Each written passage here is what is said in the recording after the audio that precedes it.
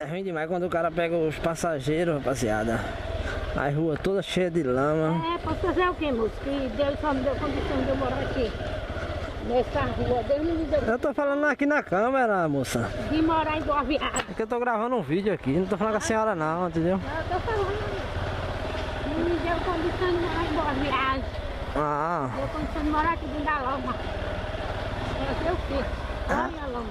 é assim mesmo. Lama boia. Eu tô dizendo que é ruim pra gente, né? Atrasa muito. Entendeu? A senhora não tem culpa não, quem tem culpa é o governo. Deus me preocupado de tudo.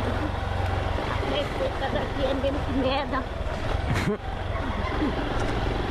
Ah, é porque a senhora não votou nela? Eu não. Votou não. Voltei não. Ah, eu pensei que tinha votado. Não.